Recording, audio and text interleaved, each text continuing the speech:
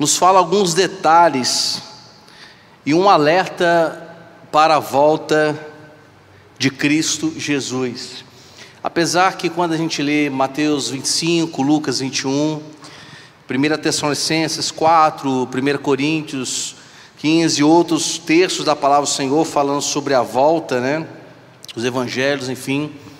Mas interessante que Pedro ele conta alguns detalhes interessantíssimos em relação de como será a volta de Cristo. É evidente que Pedro ele não diz quando, mas ele vai nos mostrar de que forma Cristo também voltará. Então, segunda carta de Pedro, capítulo de número 3, vamos ler. São alguns versos, eu vou ler apenas até o verso 10, depois a gente vai então discorrer melhor no ensino da palavra do Senhor. Amados, esta é agora a segunda carta que escrevo a vocês. Em ambas, diz Pedro, procuro com lembranças despertar a mente esclarecida de vocês, para que se lembrem das palavras que anteriormente foram ditas pelos santos profetas e também se lembrem do mandamento do Senhor e Salvador que os apóstolos de vocês lhes ensinaram. Antes de tudo, saibam que nos últimos dias virão escarnecedores com as suas zombarias, andando segundo as próprias paixões e dizendo: onde está a promessa da sua vinda? Porque desde que os pais morreram, todas as coisas permanecem como desde o princípio da criação, dizem esses falsos profetas, tá certo, irmãos? Verso 5. Acontece que, de propósito, esquecem que os céus existem desde muito tempo, e que a terra surgiu da água, e através da água pela palavra de Deus. Com base nessa palavra, também o mundo daquele tempo foi destruído, afogado em água. Pela mesma palavra, os céus e a terra que agora existem, têm sido guardados para o fogo, estando reservados para o dia do juízo e da destruição dos ímpios. Mas há uma coisa, amados, que vocês não devem esquecer, que, para o Senhor, um dia é como 1000 anos, e 1000 anos são como um dia. O Senhor não retarda a sua promessa, ainda que alguns a julguem demorada. Pelo contrário, Ele é paciente com vocês, não querendo que ninguém pereça, mas que todos cheguem ao arrependimento. Porém, o dia do Senhor virá como um ladrão. Naquele dia os céus passarão com um grande estrondo, e os elementos se desfarão pelo fogo. Também a terra e as obras que nela existem desaparecerão. Meus amados, como Pedro bem coloca, essa é a segunda carta que eu vos escrevo.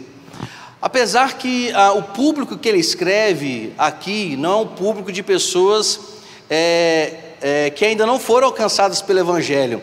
Tanto a primeira e a segunda carta que Pedro escreve para pessoas cristãs. E justamente em lugares em que o próprio Pedro, assim, foi quem levou a palavra do Senhor, lugares que Paulo não chegou a ir, como ele menciona na sua primeira carta, no primeiro capítulo, como diáspora no Ponto, Galácia, Capadócia, Ásia e na Bitínia. E observe bem que ele fala para os eleitos, ou seja, aqueles que foram alcançados pelo Evangelho de Cristo. Então nós vamos perceber que a primeira carta que ele escreve alertando a igreja em relação às perseguições externas. Então a primeira carta, ele escreve a uma igreja para tomarem cuidado de que forma eles receberão perseguições de pessoas que não são cristãs. Então a gente vai perceber em todo o capítulo, todos os capítulos da primeira carta, isso, Pedro alertando, Pedro ensinando como essas pessoas deveriam se dar com aqueles de fora. Mas a segunda carta, meus irmãos, aí já é uma orientação para aqueles que estão dentro da igreja, para tomarem cuidado com os que estão também dentro da igreja. Por isso que ele vai mencionar a respeito de falsos profetas, de falsos pastores, pessoas que com persuasão vão pela própria palavra, às vezes, usar a palavra de Deus como forma de escárnio em relação ao próprio Cristo. Então essas cartas que ele escreve para pessoas que, como ele considera aqui, esclarecidas, pessoas que de uma certa forma estavam também adormecidas. Não sei se os irmãos já perceberam que quando nós lemos as 10 parábolas das 10 virgens, quando o próprio Evangelho de Mateus, ele fala a respeito das 10 virgens, que estão ali esperando o noivo. Se os irmãos observarem bem, no capítulo 25, todas as 10, num certo momento, dormem. Não existe uma acordada pela parábola, todas elas, de uma certa forma, o quê? Dormiram. Mas qual é a diferença das 5, uma sem e com azeite? É que algumas estavam preparadas, mas todas elas, de uma certa forma, estavam o quê? Adormecidas, estavam dormindo o sono da espera. Observe bem, que Pedro também vai mencionar isso. Ele vai falar sobre pessoas que recebem Cristo, são salvas por Cristo, mas porém também estão o quê? Adormecidas. Elas estão de uma certa forma assim, dormindo. Olha só o que diz o primeiro verso, ele vai dizer: amados, essa carta que eu vos escrevo, que é a segunda, ambas eu estou procurando lembrar para vocês, despertar vocês, a mente de vocês, para algo que vai acontecer. Então ele já começa dizendo: olha, eu estou escrevendo para vocês que são amados de Cristo, são salvos em Cristo, mas a forma que eu quero falar para vocês é lembrar a vocês aquilo que eu já tenho ensinado. O que ensinou? O que a primeira carta ensinou? O que os primeiros capítulos da segunda carta ensinam? Meus irmãos, tomem cuidado, andem vigilantes, percebam, tenham sensibilidade, entendo que o que eu falei para vocês é palavra do Senhor, mas vocês precisam acordar, vocês precisam despertar. Então essa palavra direcionada aos cristãos é uma palavra de despertamento, para que eles não fiquem dormindo espiritualmente falando. Então ele está trazendo, meus irmãos, essa ênfase, porque qual é a preocupação nesses últimos dias em relação à volta de Cristo? É que depois nós vamos ver adiante, que parece que Cristo está demorando a vir.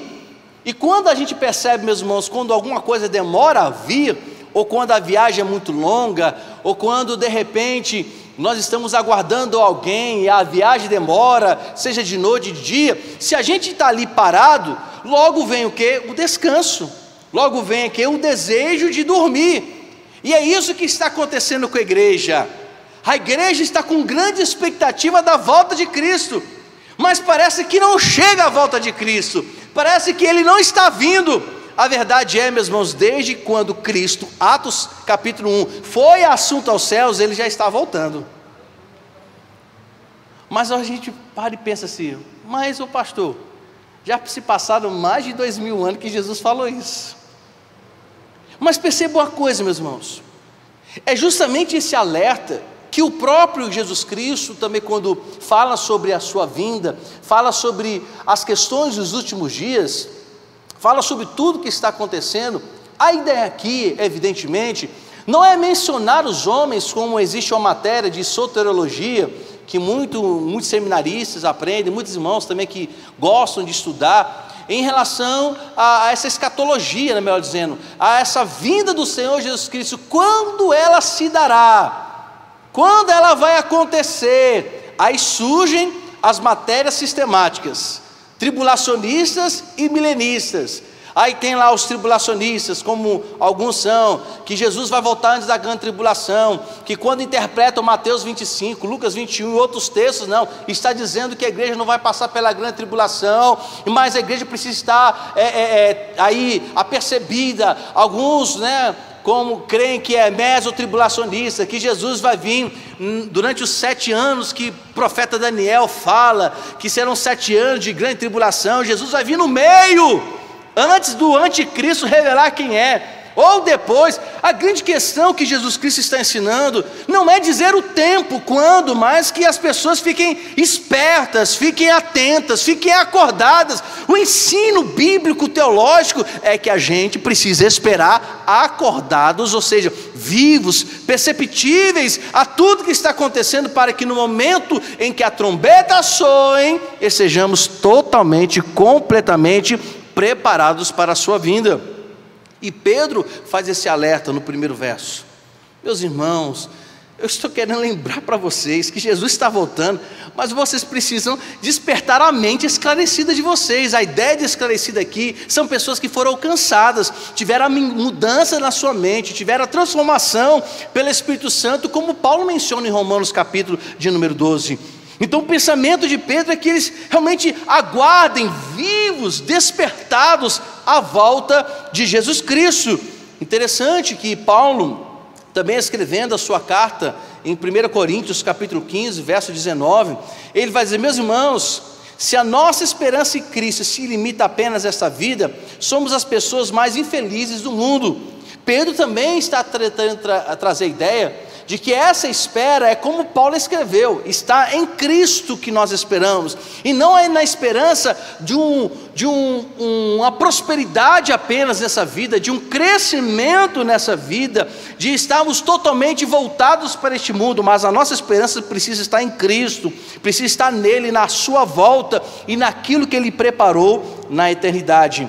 Então o primeiro verso vai falar sobre isso. Mas o que Pedro continua dizendo, meus irmãos? O que Pedro continua nos ensinando?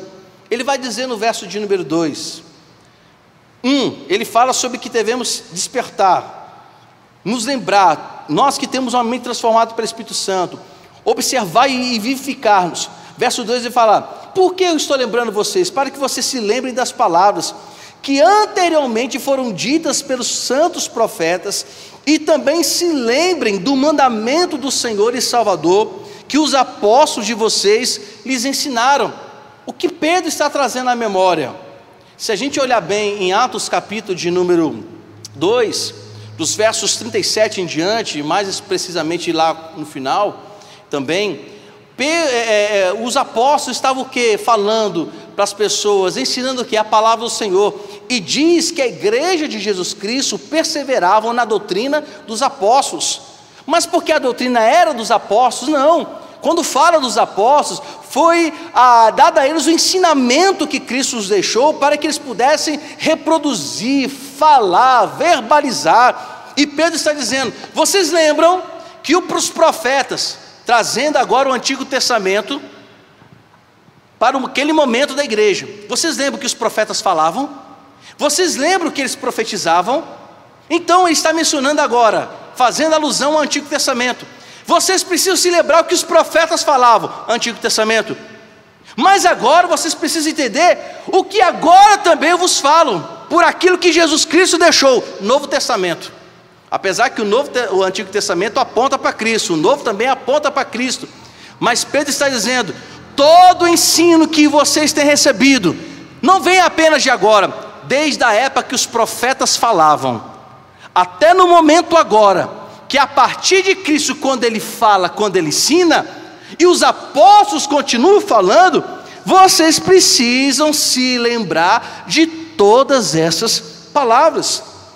Então Pedro, meus irmãos, está tentando recordar para a igreja que tanto o Antigo como o Novo Testamento têm validade em relação à palavra do Senhor, que eles não deveriam apenas observar os profetas do Antigo Testamento, como também deveriam se lembrar do Novo, a partir dos apóstolos, dos ensinamentos de Jesus Cristo. Então Pedro está dizendo: as lembranças que vocês devem ter, esse despertar que vocês devem ter, vocês devem se lembrar desde o Antigo Testamento até agora na palavra do Senhor. E de vez em quando a gente temos percebido, meus irmãos, que as pessoas não estão nem preocupadas com o Antigo Testamento e nem sabem do Novo Testamento. E Pedro está dizendo: se vocês que têm mentes esclarecidas, eu quero lembrar o que está acontecendo, mas vocês precisam se lembrar também, não o que estou falando agora, mas desde que o Antigo Testamento está nos falando. Por que, meus irmãos, ele está falando isso? porque tudo aponta para Cristo, para a salvação, mas também aponta para a escatologia, para a vinda de Jesus Cristo. Olha só o que ele vai dizer no verso de número 3, de 2 Pedro, segunda carta de Pedro, capítulo de número 3.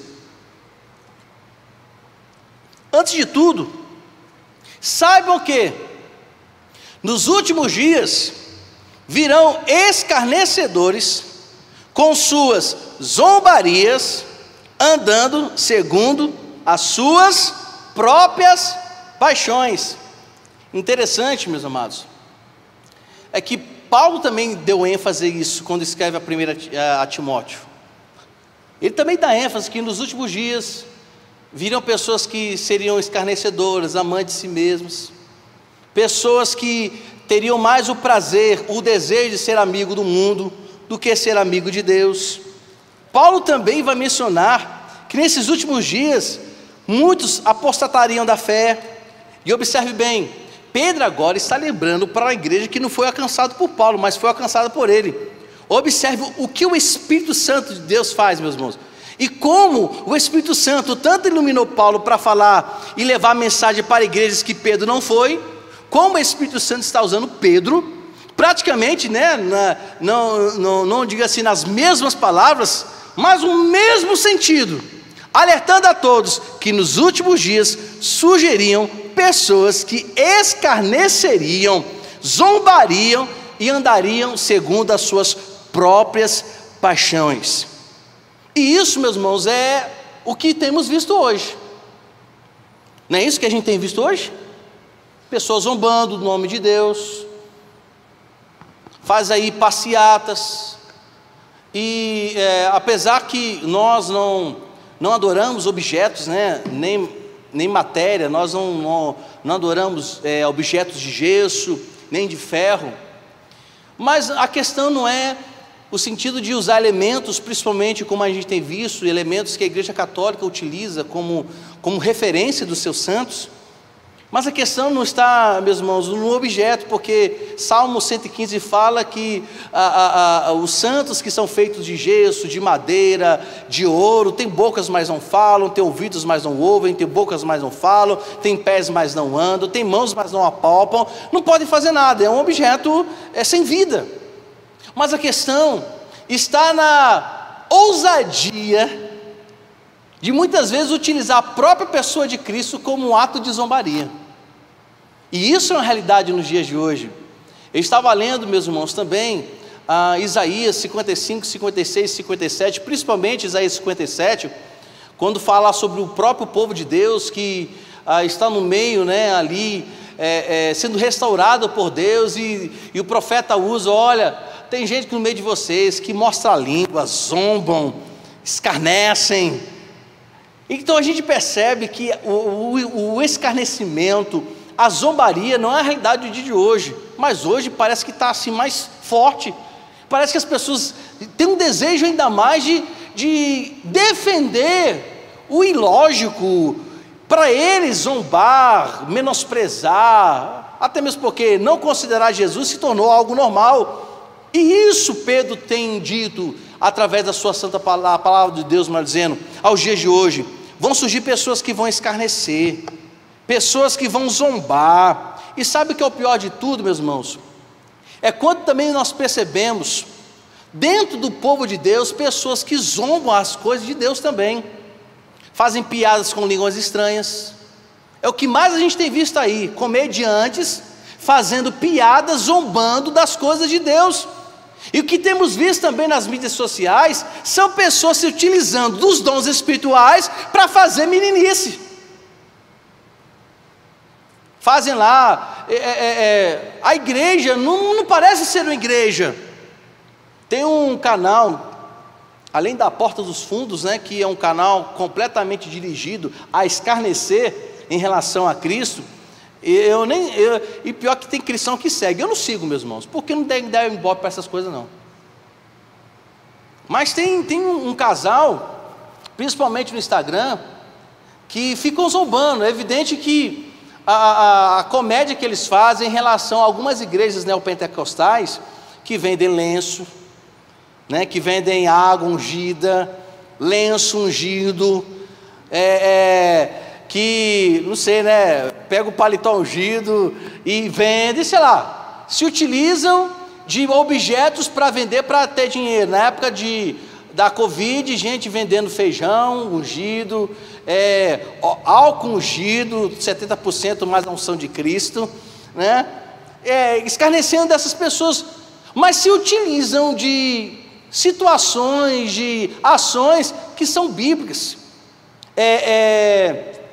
provocando, falando línguas estranhas, inventando línguas estranhas, como se isso fosse brincadeira, como isso fosse, meus irmãos, algo como andar de bicicleta, como rir de qualquer coisa, zombam das coisas de Deus. E sabe o que é o pior? Que tem hora que, se a gente não vigiar, a gente cai também nisso daí. A gente está rindo, achando engraçado, inventando língua estranha. Meus irmãos, o dom da variedade de línguas é divino, é concedido pelo Espírito Santo, é um presente celestial. Falar da palavra de Deus deve-se ter reverência. E o que mais nós temos visto é o que Pedro está falando. Nos últimos dias, esses escarnecedores estariam no nosso meio. Ele também vai dizer, meus irmãos, que esses mesmos falsos profetas, falsos pastores, que ensinam coisas erradas, lembrando os irmãos que a segunda carta de Pedro é um alerta à igreja em relação aos profetas que estão dentro delas, falsos profetas, falsos mestres e pastores, que devemos combater esses tais, que também usariam dessas coisas, estariam no meio do povo de Deus, dançando no meio do povo de Deus, proferindo palavra no meio do povo de Deus, andando sensualmente. O que mais nós temos visto hoje é pastor, né, e que se dizem pastoras, com saias coladas no corpo, sensualizando no púlpito, ainda falam do amor de Deus. Sai de reta, Satanás. E Pedro está dizendo, e vai continuar dizendo, que esses tais profetas, mestres, ainda argumentam as seguintes palavras. Olha só que ele vai continuar dizendo no verso de número 4. Olha, essas pessoas que ainda usam de escárnio, ainda vão dizer: aonde está a promessa da sua vinda? Esses mesmos, ele fala: não, gente, não se preocupa com a volta de Cristo não, está muito longe. O que eles vão ensinar? Que o nosso coração esteja na esperança deste mundo, que preocupemos apenas a prosperidade deste mundo, porque é isso que eles ensinavam.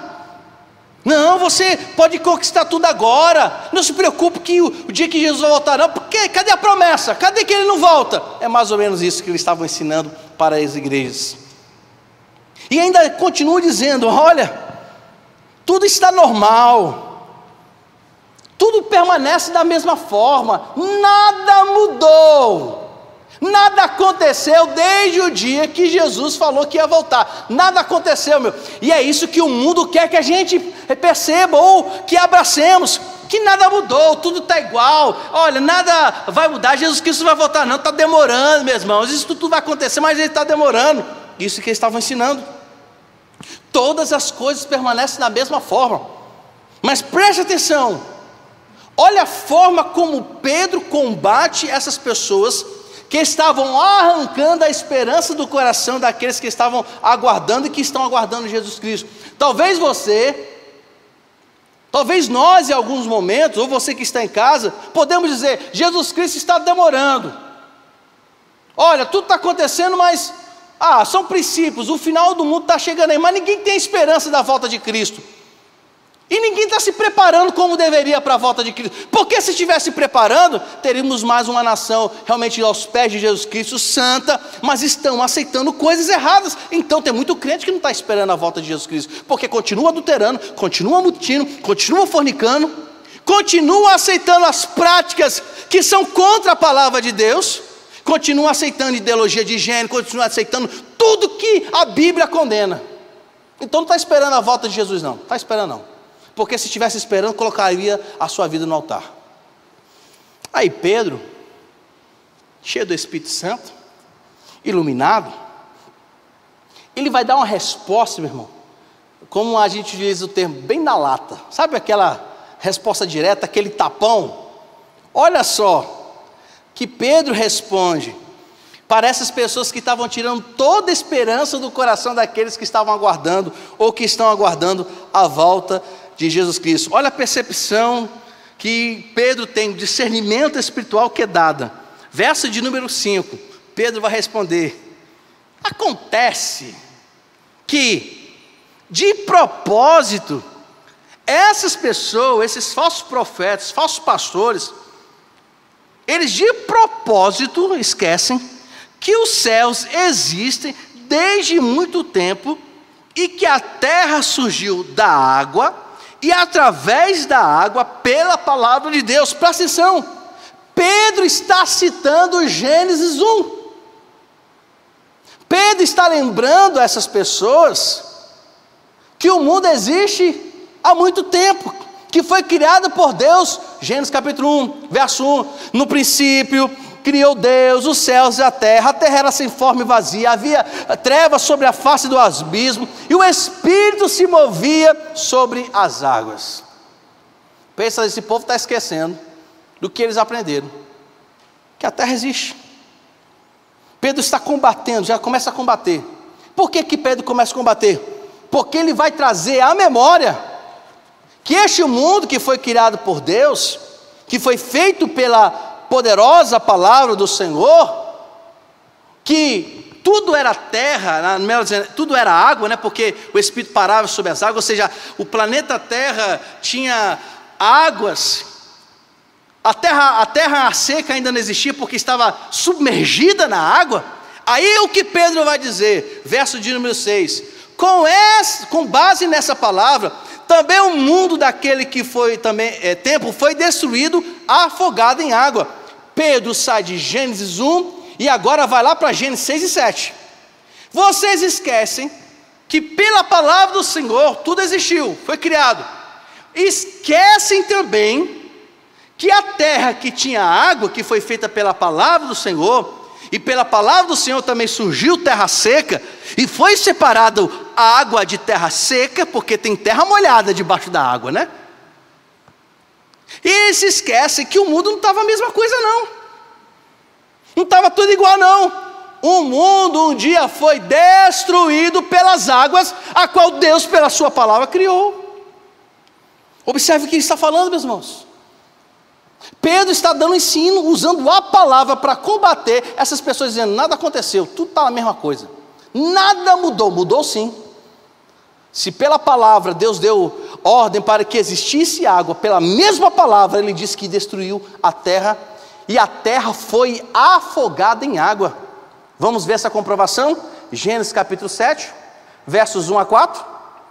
O Senhor disse a Noé: entra na arca, você e toda a sua família, porque reconheço que você tem sido justo diante de mim no meio dessa geração, porque daqui a 7 dias farei chover sobre a terra durante 40 dias e 40 noites, e farei desaparecer da superfície da terra todos os seres que fiz. Continua a mesma coisa? Versos 11 e 12. No ano 600 da vida de Noé, aos 17 dias do segundo mês, nesse dia romperam-se todas as fontes do grande abismo, e as comportas dos céus se abriram, e caiu chuva sobre a terra durante 40 dias e 40 noites.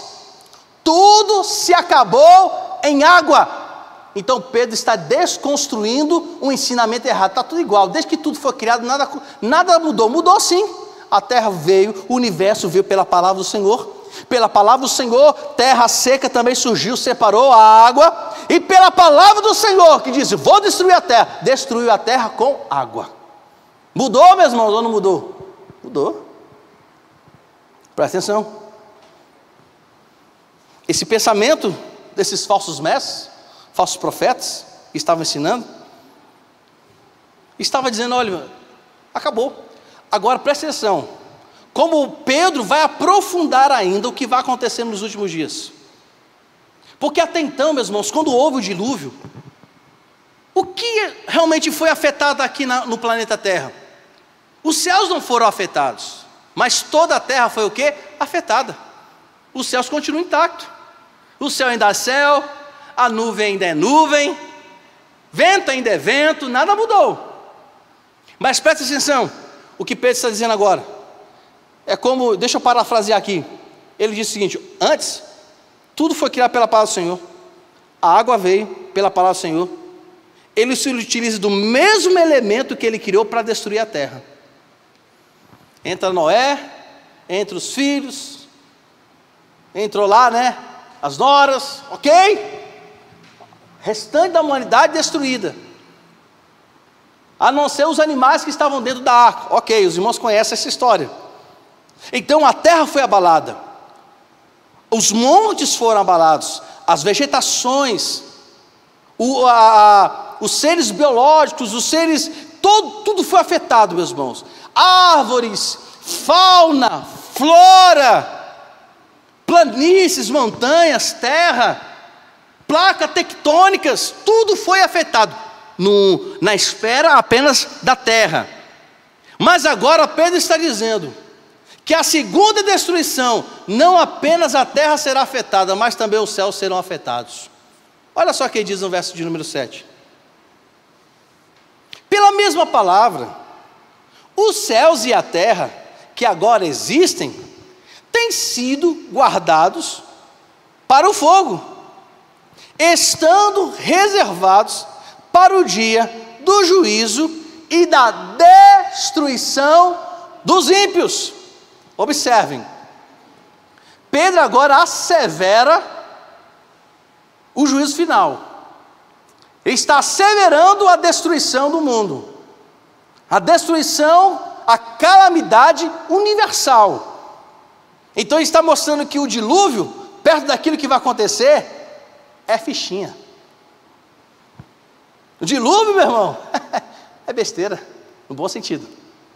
Foi uma coisinha só, um detalhe. Mas agora, Pedro está dizendo, sabe isso tudo? Céus agora e terra estão guardados. Percebam, meus irmãos, que antes foi destruída apenas terra. Pedro está falando que agora essa destruição, até os céus serão abalados. Será que esse Deus que a gente serve é Deus de brincadeira? Olha só que detalhes que Pedro está trazendo a respeito dos últimos dias. Tudo será abalado. Isso tudo, meus irmãos, Pedro, pela iluminação e inspiração do Espírito Santo, nos mostrando, nos advertindo, que o tempo do juízo final não será brincadeira. Todos os elementos da terra, nós vamos ver adiante, serão afetados. Tudo será afetado.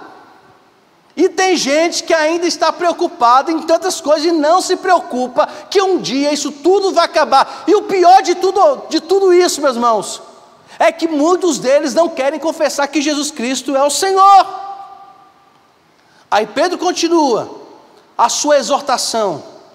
E agora, aqui podemos pontuar algumas coisas interessantes também que Pedro nos ensina, através das escritas aqui.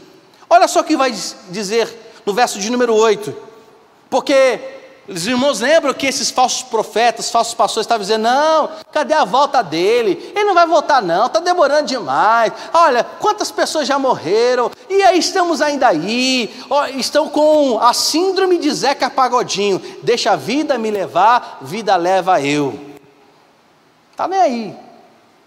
É como disse aos irmãos, pecam de novo, e continuam pecando, e nada, tudo bem, não está acontecendo nada mesmo. Mas olha só o que Pedro vai dizer, ele vai nos chamar a atenção. Se nós estamos achando que Deus está tardando para voltar, ele vai justamente mencionar algo importante para nós, que nós, pelo menos eu acho, temos muita preocupação em relação ao tempo, não é isso? Ou, não sei, né? Ele fala assim, mais uma coisa, eu acho que é engraçado quando ele fala isso, né? Mais uma coisa, ainda não acabei não. Espera aí que ainda tenho mais para falar. Se segura aí, meu jovem. Se segura aí. Pedro dizendo, tem mais umas coisinhas para dizer para vocês. Eu quero lembrar para vocês, amados, que vocês não devem esquecer que para o Senhor, Um dia é como 1000 anos. 1000 anos, para a gente é muita coisa, né? A gente nem sobrevive, meu irmão, há quase 100 anos, imagina 1000 anos, né? No dia de hoje. Mas e 1000 anos? Para Deus é um dia. Para Ele não tem diferença não. Verso 9, o Senhor não retarda a sua promessa. Vocês estão achando que Ele retarda? Ele não retarda não. Ainda que alguns a julguem demorada, pelo contrário, Ele é paciente com vocês, não querendo que ninguém pereça, mas que todos cheguem ao arrependimento. Muitos, meus irmãos, talvez acusam que Jesus está demorando, e alguns ainda acham que a volta de Jesus Cristo é como fazer regime. Amanhã eu faço, deixa para amanhã. Não é assim que a gente, quando a gente quer fazer dieta, né? Amanhã eu faço. A gente vê aquele bolo, né? Não, aquele bolo maravilhoso, aquela torta, aleluia, deixa Deus me usar, meu irmão, de chocolate, aleluia. Aí, não, amanhã eu faço regime. Tem muita gente que está pensando assim, a volta de Jesus Cristo, né? Amanhã Ele vem. Deixa para amanhã, deixar para me santificar, eu vou deixar para a igreja amanhã. Tem tanta coisa para fazer. Tem tanta coisa para eu ainda efetuar, vou deixar para amanhã. Sabe de uma coisa? Eu vou deixar para amanhã. Amanhã eu oro. Amanhã eu leio a Bíblia. É o sentimento da dieta. Amanhã. Tem muitos que estão assim, não são, meus irmãos? Deixando tudo para amanhã. Mas Pedro está falando, não é assim com Jesus, não. Não se engane, não. As coisas não acontecem como estamos pensando. O ensinamento aqui de Pedro, em relação a isso, quando ele fala que o Senhor não retarda a sua promessa, mesmo que alguém julgue demora, Ele, pelo contrário, é paciente com vocês. A ideia aqui de paciente é que Deus está nos suportando, Ele está se segurando, está realmente no seu tempo, tendo misericórdia para ver se há arrependimento. Que Deus maravilhoso é esse, né? Ainda é paciente com a gente. Só que, meus irmãos, a gente não pode confundir paciência de Deus com o seu juízo final. Ele, por enquanto, está sendo paciente. Eu vou falar uma palavra aqui, no bom sentido. Não é que Ele releva, Deus nunca releva. Mas realmente Ele tem sido compassivo. Olha quantas nações que negam Jesus Cristo, e olha como o Senhor Deus tem tratado com essas nações. Você, meu querido, que se diz ateu, se você ainda não morreu, é Deus te dando a oportunidade para confessá-lo como Senhor. Você que está em casa, vivendo a vida desregrada, sem oração, sem santidade, é Deus ainda te dando a oportunidade. Você que Deus não permitiu, sofreu um acidente ao ponto de morrer, mas pelo menos deixou aí você sem braço, sem perna, mas mesmo assim teve misericórdia para você se ajeitar, se aprumar, como diz nós nordestinos. Então é hora, esse tempo é agora, porque Deus ainda está sendo paciente. Mas Ele não retarda a mim, não. É isso que Pedro está falando. Então Pedro, meus irmãos, está dando um grande alerta, nos ensinando que Ele está voltando. Mas e aí? Como Pedro falou, olha, um dia para o Senhor pode ser 1000 anos, assim como 1000 anos pode ser um dia. Pedro está citando o quê? Salmos de número 90. O que diz Salmos número 90? Versos 1 a 4. Senhor, Tu tens sido o nosso refúgio de geração em geração. Ou seja, o salmista dizendo que Deus não é apenas o Senhor Deus dessa geração, porque tem geração que diz assim, olha, essa foi a geração de maior avivamento de Deus na face da terra. Quem disse? E tem hora, meus irmãos, que a gente faz um julgamento errado em relação às coisas de Deus, porque nós achamos que o avivamento que Deus fez só ficou no passado, que Deus só salvou no passado. Ele está falando, o Senhor é Deus de geração, meus irmãos. Ninguém deve bater no peito e dizer, essa foi a melhor geração. Quem disse para você que você é exclusivo nas coisas de Deus? Antes que os montes nascessem, Tu formastes a terra e o mundo. De eternidade, eternidade tu és Deus. Aí vai citar o verso 4 do Salmos 90. Pois 1000 anos aos teus olhos são como o dia de ontem, que se foi como a vigília na noite. O que o salmista está dizendo? O amanhã, na verdade, para Deus, já é passado. E daqui 1000 anos, meus irmãos, para Deus é futuro? Não, já é passado também. Onde que ele tem um atributo que nós chamamos de presciência. É o conhecimento daquilo que para nós ainda vai acontecer, mas para ele já aconteceu. Aí quando a gente olha para esse atributo divino, a gente percebe por que Deus não ficou, de uma certa forma assim, preocupado, porque o Lúcifer e a terça parte dos anjos rebelaram contra ele. Por que Deus não se abalou? Aí alguns falam, mas a Bíblia fala que Deus se arrependeu de ter feito o homem. Ali não é a palavra, não é que arrependeu, que ele errou, ou que ele mudou de ideia. Não, porque está dizendo que houve uma tristeza. Deus se entristeceu.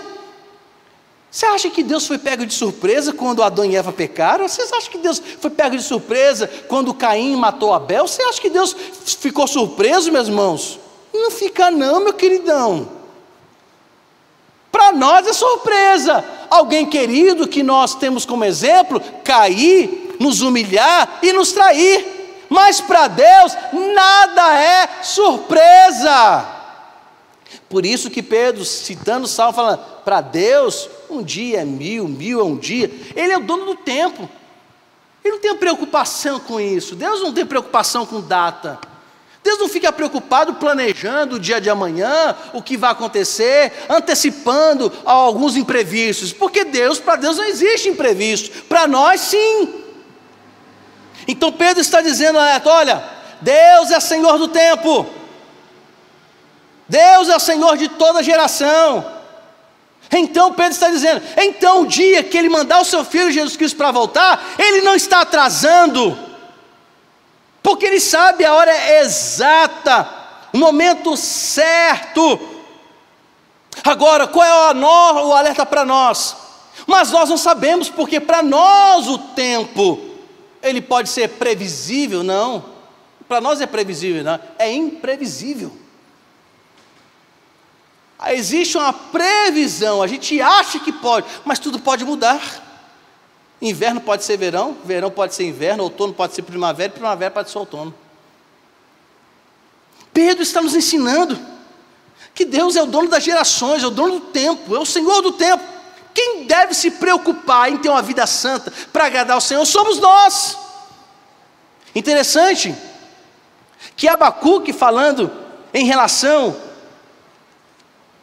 as questões demoradas, ele vai dizer o seguinte, em Abacuque capítulo 2, versos 2 e 3, quando o Senhor responde, disse, escreve aí a visão, Abacuque, torna bem legível sobre as tábuas, para que possa ser lida até por quem passa correndo, porque a visão ainda está para se cumprir no tempo determinado, ela se apressa para o fim e não falhará. Mesmo que pareça demorar, espere, no sentido de que fique alerta, atento, esperançoso, porque certamente virá e ele não tardará. Abacuque profetizando sobre a volta de Jesus Cristo.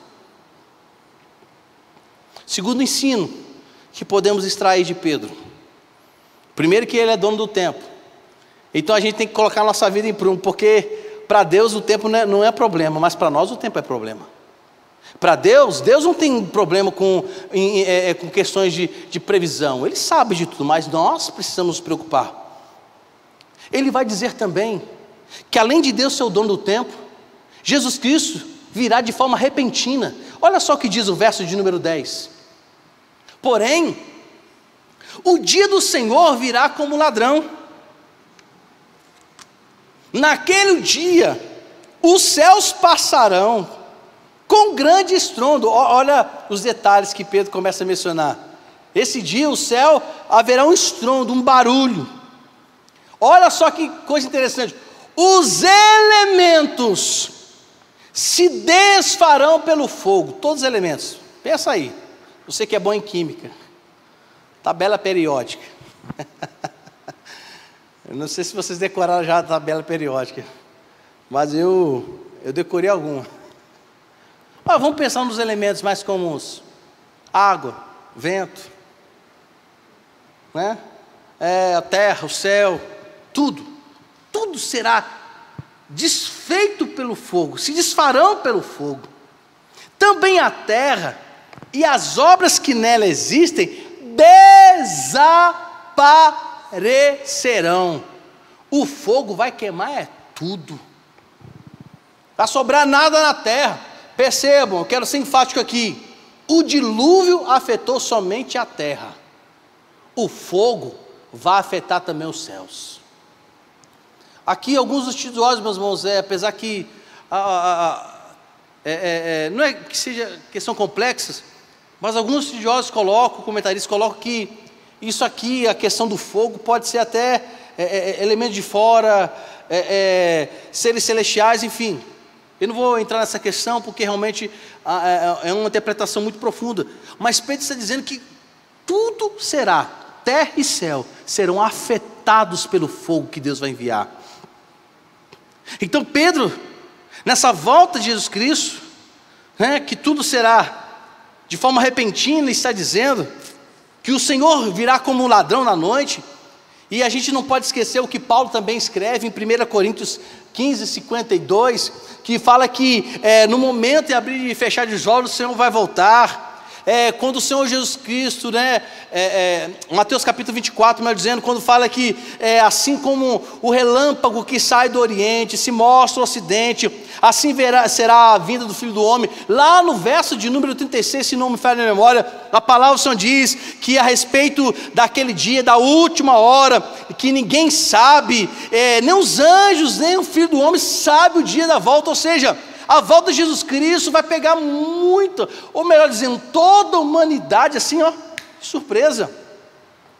E não existe, meus irmãos, essa teologia de dizer que somente os filhos de Deus é que terão conhecimento do arrebatamento. Apocalipse capítulo de número 1, verso 7 diz que todo olho vai ver, seja ele ateu, islã, muçulmano, budista, espírita, católico, seja você de qualquer raça, de etnia, de povo, sei lá, não importa, todo olho vai ver Jesus Cristo voltando. Mas a questão você ou eu, ou todos nós, vamos ficar olhando os filhos de Deus serem arrebatados, ou estaremos neste arrebatamento?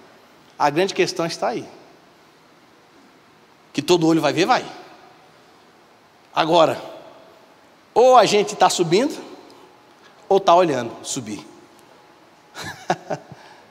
Nós estamos em qual grupo, hein, irmãos?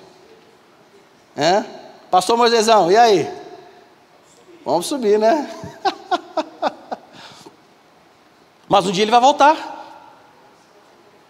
Será anunciado pelas trombetas, segundo Paulo escrevendo no 1 Tessalonicenses capítulo 4, versículo 12 em diante, ao ressoar da trombeta, o Senhor Jesus Cristo descerá nas nuvens. Os mortos em Cristo ressuscitarão primeiro, e nós, os vivos, juntamente com eles, seremos arrebatados. Verso de número 8 fala que devemos confortar uns aos outros com essa palavra. Mas Pedro está detalhando, olha, vai vir de forma repentina, imediata, como ninguém sabe. Por isso, meus irmãos, voltando em relação ao tempo, precisamos estar perceptíveis aos sinais que estão acontecendo. Nós não devemos ficar pensando, Deus está demorando.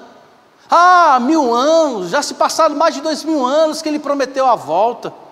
Já se passaram, gente morreu, gente que estava esperando. Meus irmãos, o pastor Catão, que era pastor da primeira igreja evangélica congregacional de João Pessoa, ele dizia para todo mundo que ele queria ver o arrebatamento em vida, mas aprova o Senhor levá-lo.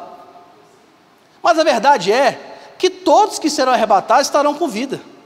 Ninguém vai ser arrebatado morto, vai? Não, até os mortos que morreram, em Cristo, receberão vida para ser arrebatado. Então o pastor Catão pode, apesar que não tem como falar com ele, mas se você pensar assim, fique tranquilo, ninguém será arrebatado morto. Mas aproveitando, meus irmãos, algo interessante que precisamos entender aqui, é que o profeta Amós, no capítulo de número 5, o tempo já está terminando, no verso 18 ele vai dizer Ai dos que desejam o dia do Senhor. Preste atenção. Para que vocês desejem, ele pergunta, para que vocês estão desejando o dia do Senhor? Será um dia de trevas e não de luz. Eu vou explicar porque o profeta está profetizando assim. Será como se um homem fugisse de um leão. É como dizer assim, olha, o camarada está fugindo de leão e se encontra com o urso. Aí o camarada foge do urso porque tinha fugido do leão, vai para dentro de casa, fecha a porta e o escorpião pica, ou a cobra morde. Amós está dizendo que nesse dia ninguém escapa. Foge do leão, se encontra com o urso, ou como se entrando em casa se esconde do urso, né? A mão está na parede e é mordida pela cobra. O dia do Senhor será um dia de trevas e não de luz, e será um dia de completa escuridão, sem nenhuma claridade. Aí você pergunta, para quem o profeta Amós está profetizando? Para os ímpios. Está falando aqui para os vinhos, nesse dia, vocês que dizem assim, eu amo Deus, estou esperando a vinda do Senhor, para vocês será um dia terrível, vai ser um dia de escuridão. Meus irmãos, eu só fico pensando, de vez em quando eu gosto de ver filmes assim, de ficção científica, né? Porque eu acho interessantíssimo, a inteligência do homem, fazendo no computador aqueles efeitos, né, maravilhosos. Mas o dia do Senhor, será um dia tão glorioso, tão magnífico, só que o sentimento de alguns, será um dia glorioso e magnífico, magnífico mesmo. Só que para outros, esse dia magnífico, será um dia magnífico, mas terrível. Então o profeta Amós está dizendo, olha, esse dia para aqueles que estão fora da presença do Senhor, para aqueles que viviam uma vida de pecado, sem arrependimento, ele está dizendo que vai ser um dia de escuridão. Eles vão tentar fugir para tudo quanto é lado, mas não tem como escapar. Então a volta de Cristo, como Pedro fala, é precedido por uma grande destruição dos céus e da terra. Haverá, meus irmãos, elementos sendo desfeitos, sendo abatidos. O fogo, meus irmãos, vai purificar, vai limpar tudo, nada escapa. E para aqueles que aguardam a volta de Jesus Cristo, volta a dizer ser enfático, com a vida torta, sem Ele, será um dia de trevas. Mas para a gente ir para o término dessa palavra, desse estudo, olha como Pedro descreve. Vamos aos detalhes? Verso 10, os céus passarão com um grande estrondo. Verso 12, ele vai dar ênfase, os céus incendiados serão desfeitos. Vamos voltar para o verso 10 agora. Os elementos se desfarão pelo fogo. Agora a gente pula de novo para o verso 12. Os elementos se derreterão de calor. Aí para finalizar, volta para o verso 10. Também a terra e as obras que nela existem desaparecerão. Além de desaparecer, ser queimado pelo fogo aquilo que Deus criou, também será desaparecido, ou seja, serão extintos aquilo que o homem criou, claro, evidentemente, a inteligência que Deus dá.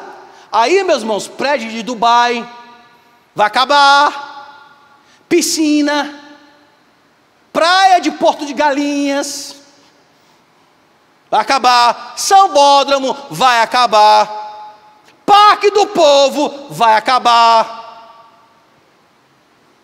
as 7 ou 8 maravilhas do mundo vão se acabar, tanto as maravilhas do mundo antigo como do mundo presente. Toda estátua levantada vai acabar, nada ficará, meus irmãos, nada ficará. Ah, pastor, e aqueles que constroem, como é que é aquele negócio que debaixo da terra para que a pessoa se protege para bomba nuclear? Bunker. Vai acabar. Tudo vai acabar, meus irmãos. Por que isso tudo vai acabar? Porque Deus disse que tudo vai acabar com fogo. As nuvens se inflamarão o fogo. O vento será fogo. Você para imaginar que coisa terrível. É um filme de terror com suspense e drama. e calamidade junto. Agora, o que Pedro nos ensina, então, para que nós não venhamos experimentar esse terrível dia? Ele vai dar, olha como Pedro, iluminado, inspirado pelo Espírito Santo, anda de forma misericórdia, ainda nos ensina como viver antes da volta de Jesus Cristo. Olha só o que diz o verso de número 11. Pedro vai dizer: uma vez que tudo será desfeito, vocês devem ser pessoas que vivem de maneira santa e piedosa. Pedro está dizendo, meus irmãos, para que a gente não experimente o juízo final de Deus, o dia de calamidade, o dia de, de perdas. E é assim, a gente olha para a guerra Israel, palestinos, Irã se querem se intrometer, Estados Unidos, Rússia, Ucrânia, Coreia do Norte, enfim.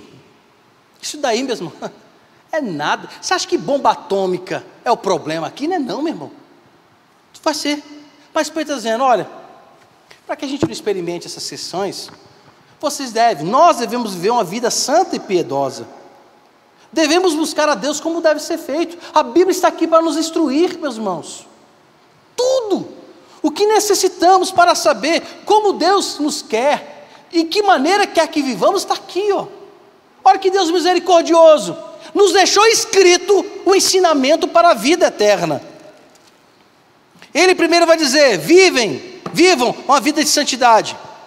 Aí o verso de número 12, que eu acho interessante que ele menciona, vocês também precisam de esperar o quê? Esperando e apressando a vinda do Senhor.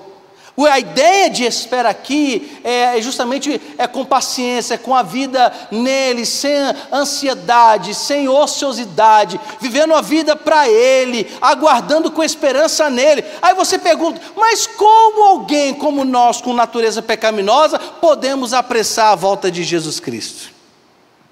Diante disso, William Barclay, em seu comentário, ele dá 3 exemplos práticos e muito objetivos em relação a como podemos apressar já aqui. Não é do nosso feitio, do nosso poder, dizer o seguinte, Jesus vai voltar agora, vai voltar depois. Mas aqui Pedro está dizendo, olha, tem como, no bom sentido, a gente viver, uma volta de Jesus Cristo de forma mais apressada. William Barclay vai dizer em seu comentário, que meditar na palavra, mas também viver uma vida mediante oração, é uma forma também de nós pedirmos ao Senhor a sua volta. Por que ele diz isso? Porque ele vai citar agora os evangelhos. E a primeira coisa que ele cita é a oração do Pai Nosso. Senhor, venha o teu reino. A ideia aqui de ver o teu reino, não é apenas o ensinamento de Jesus Cristo, para nos ensinar que precisamos buscar o reino de Deus, mas é chamar o reino de Deus. Senhor, venha logo Jesus Cristo. Quantos de nós oramos para que Jesus venha logo? Venha logo Jesus. Mas a gente ora, Senhor, que a aposentadoria venha logo, que o aumento de salário venha logo. Não é assim que a gente ora? Senhor, que a compra do carro, espere que o 13º chegue logo, Jesus. Que a promoção chega. Mas nós não temos orado, volta logo, Senhor. Vem no teu reino.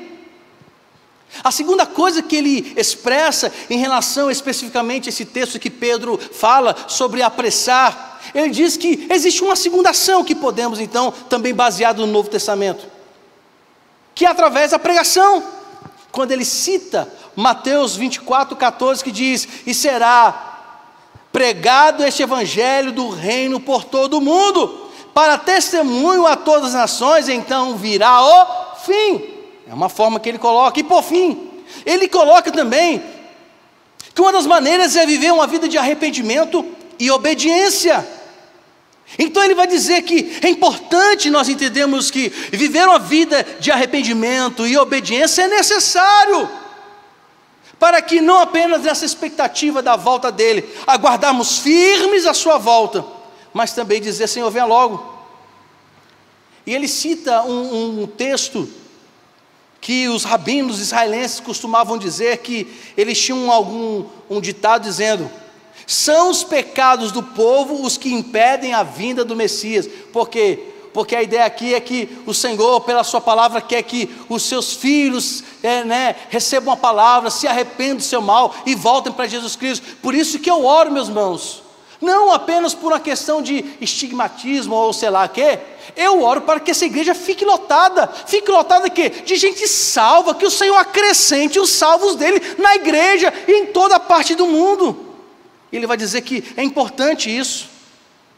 E a segunda coisa que vai falar, que falando sobre os judeus, que Israel, se cumprisse em forma perfeita a lei por um só dia, o Messias já tinha voltado, falando assim: se Israel, aí atrelado aos judeus, entendesse perfeitamente quem é Cristo, o confessasse, também era a forma. Então, Barclay está dizendo que são 3 ações que poderemos chamar a volta de Cristo de forma repentina. Mas o que ele vai continuar dizendo, e aqui eu parto realmente para o final. Verso 14. Ele vai nos trazer, meus irmãos, um alento. Ele vai nos trazer assim, uma palavra de conforto. Ele vai dizer no verso de número 14: irmãos, por essa razão, amados, esperando essas coisas, esforcem-se para que Deus os encontre sem mácula, sem culpa e em paz.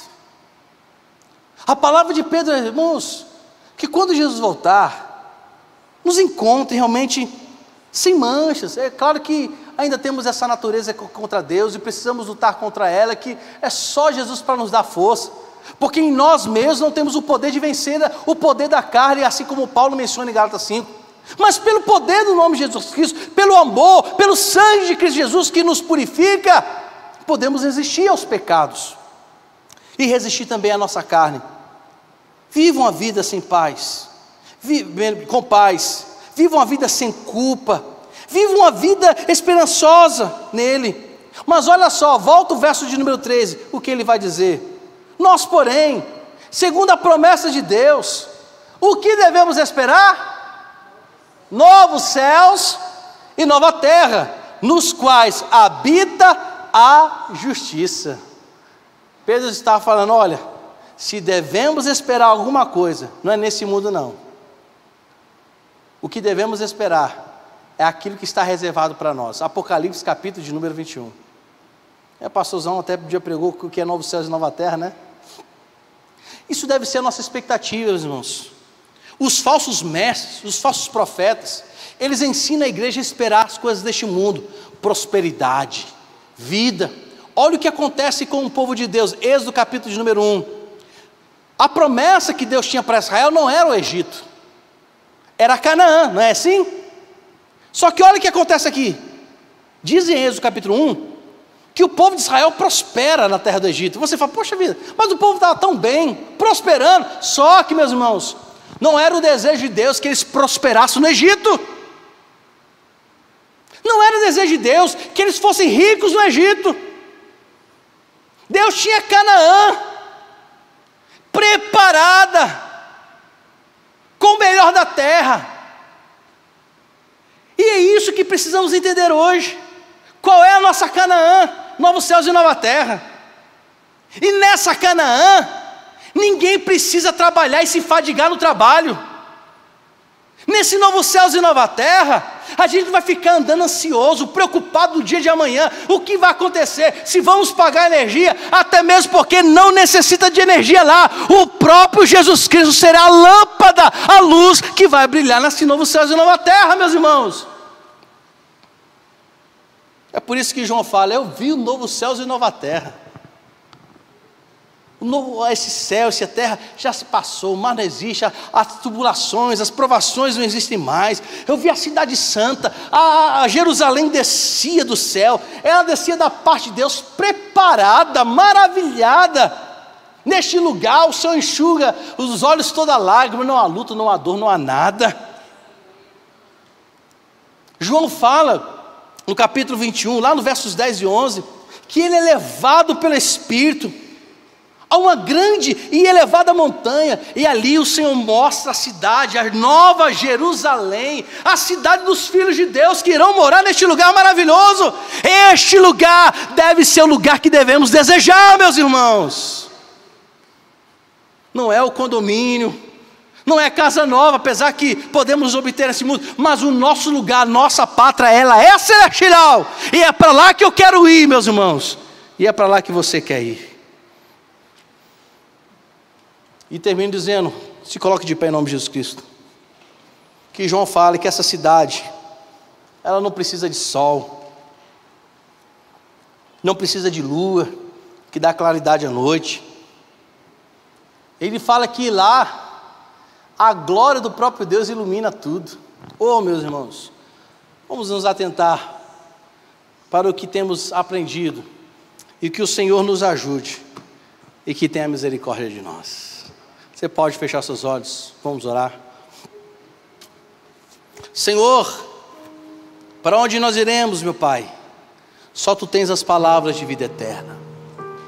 Nós rogamos o Teu perdão, rogamos, ó Deus, o limpar das nossas vidas, das nossas almas com o Teu sangue carmesim, Jesus. Pedimos ao Senhor que as nossas esperanças estejam em Ti, nos céus, no alto, no lugar onde o ladrão não chega, onde, ó Pai, não há corrupção, não há corrosão, não há fissuras, um lugar preparado. Ó Senhor, sabemos que a Tua volta será tão gloriosa para muitas pessoas, mas como diz o Teu texto sagrado, em Amós, para uns será um dia de escuridão e de trevas. Pedimos a Ti, ó Deus, sustenta os nossos corações na Tua palavra, e que vivamos, ó Deus, segundo o Teu Evangelho. Nos ajude, Senhor, a glorificar o Teu nome, a exaltá-lo. Ó Senhor, tantas pessoas procuram meios de cirurgias plásticas, ó Deus, tentando o rejuvenescer, procuram a beleza.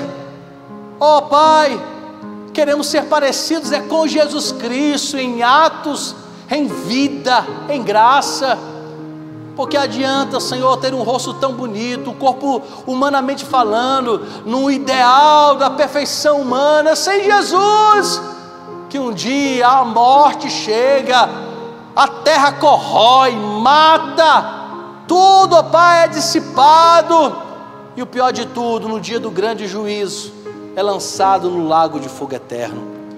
Mas a nossa esperança está no Senhor.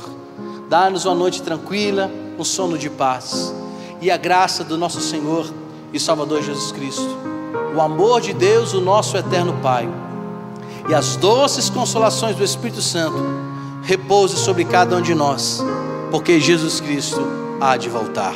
Amém.